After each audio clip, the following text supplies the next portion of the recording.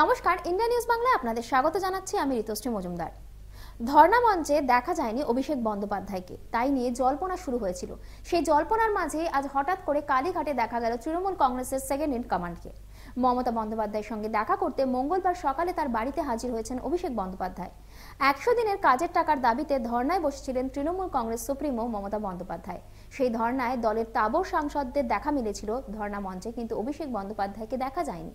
অথচ তিনিই দিল্লিতে গেছিলেন ১০০ দিনের কাজের টাকার দাবিতে ধর্ণা দিয়েছিলেন।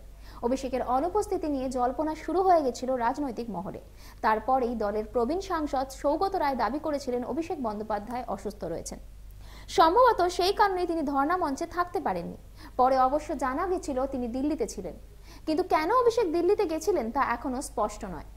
মঙ্গলবার সকালে দিল্লি থেকে ফিরেই তিনি সোজা চলে যান কালীঘাটে মমতা বন্দ্যোপাধ্যায়ের সঙ্গে দেখা করতে। দিল্লি থেকে ফিরে তিনি ধর্ণা মঞ্চে যাবেন কিনা তা এখনো স্পষ্ট নয়। একদিকে রেড রোডে কিন্তু ধর্ণা চলছে।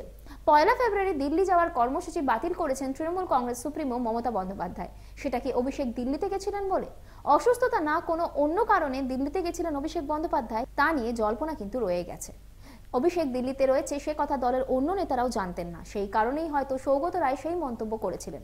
লোকসভা ভোট এগিয়ে আসলেও অভিষেক বন্দ্যোপাধ্যায়কে তেমন প্রচারের ময়দানে দেখা যাচ্ছে না, কেন তা নিয়ে জল্পনা শুরু হয়েছিল।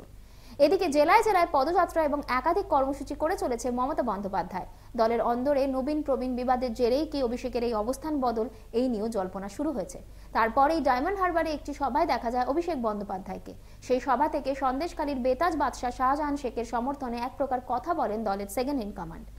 ইডির উপরে হামলার ঘটনার পরেই সন্দেশখালীর তৃণমূল কংগ্রেস নেতার বিরুদ্ধে লুকআউট নোটিশ জারি করা হয়, কিন্তু এখনো অধরা তিনি।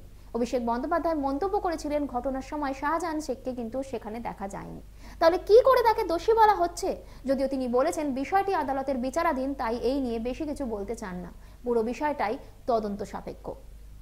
ইন্ডিয়া নিউজ বাংলার সাথে যুক্ত থাকুন আর দেখতে থাকুন বিশেষ বিশেষ খবর।